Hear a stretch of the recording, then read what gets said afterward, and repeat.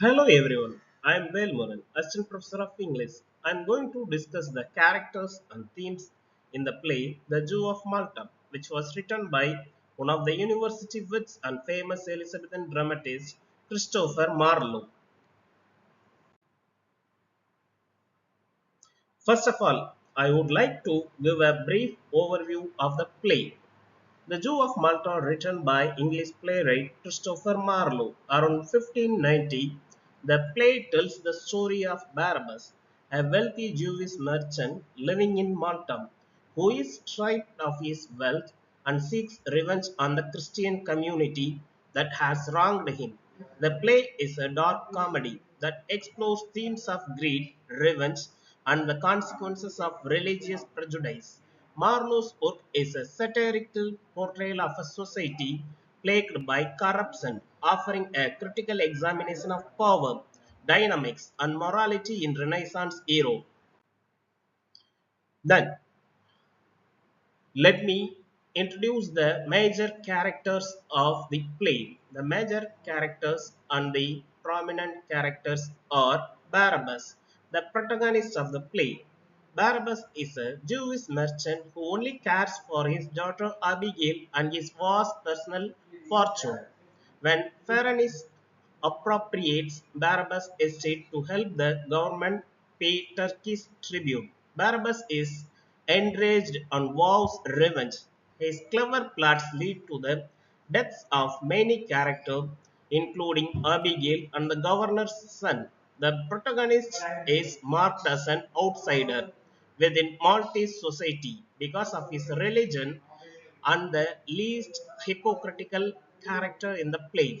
He is generally honest about what motivates his crimes, and he never attempts to justify his actions by religious doctrine. Nevertheless, as Barabbas grows to delight in his own wickedness, we see how many of his murders are in fact motiveless acts driven by hate. The next character is Abigail. Barabbas' daughter, Abigail is initially dutiful to her father and unwittingly helps him mislead Matthias and Lodovic. However, when she discovers her father's involvement in their deaths, Abigail decides to convert to Christianity to atone for his sins. Her conversion would be read as a moral climax within the play, for it suggests that the true path to salvation lies in Christian redemption. However, Abigail's rejection of her heritage in favor of joining a hypocritical Christian clergy is in many respects unconvincing. Marlowe probably intended this action to be deeply ironic, and as such it reinforces the play's essential ambiguity. The next character is Ithamore. Ithamore was Barabbas' slave, whom the protagonist vows to make the heir to his estate after Abigail's conversion to Christianity. The men share a similar hatred for Christians and vow to cause them as much disruption as they can. Similarly, both are obsessed by money and the power that it offers.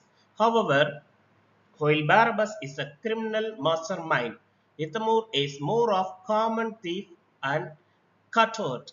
The slave fails his great test of loyalty when he falls for the governor. Once again, Marlowe shows how another person close to the protagonist abandons Barabbas. As with Abigail, the merchant responds to this betrayal by killing Ithamore, along with his cohorts Belimira and Villa Borsa. Next character is Faranis. Faranis, Barabbas' great enemy and the governor of Malta. Faranis hides his real motives behind ideals of Christian morality. Uh, And now let me introduce the themes of the play. The first theme is religious hypocrisy. Although the Maltese Christians, particularly Faranese and the two priests, present themselves as agents of morality, Marlowe makes it clear that these men are frauds and hypocrites. This complicates Barabbas' role within the play, for it challenges his status as the obvious villain. There is no clear struggle between good and evil, although the Maltese demonize Barabbas instead. The major characters are presented as strategists who maneuver themselves into positions of strength or weakness, depending on their ability to deceive. Even the Catholic priests turn their backs on religious morals when it suits them, shown in their attempts to outmaneuver each other to win Barabbas' money. The next theme is Machiavellian strategy. This overreaching theme ties in with many others within the play, particularly religious hypocrisy. Essentially, the characters display an ability to strategize that is alien to ideals of religious sincerity, as Machiavelli asserts in the prologue. Instead of religion, the power of divine providence, many characters place their trust in schemes and strategies. Marlowe treats this subject ambiguously, although the prologue satirizes manipulate to protect their own interests. For example, Farnese is only able to survive and free Malta by outmaneuvering Barabbas.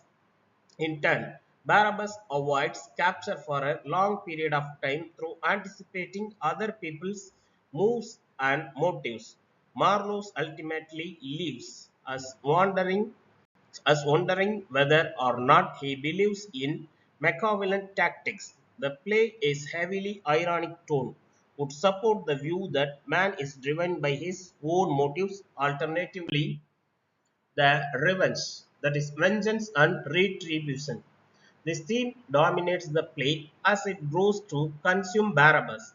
Notions of vengeance obsess the protagonist, and what Barabbas qualifies as a personal injury becomes increasingly broad as the play progresses. Barabbas turns from specific wrongs done him by individuals such as Pharaohs to focus on wrongs done him by Christian society and the world in general. Even those characters who have been loyal to Barabbas or who have brought him great advantages come under fire. Climax is a notable example, for the protagonist repays the Turks' generosity with treachery. Barabbas even threatens Ithamor at a point when the slave is most loyal to his master, saying, I will pay thee with a vengeance. Ithamor, the protagonist's all consuming wrath has momentum unlike anything else within the play, including the motivations of the other characters. As a theme, vengeance contributes to the saggy feel and self-referential theoretical of Jew of Malta. Okay, thank you. Thank you everyone.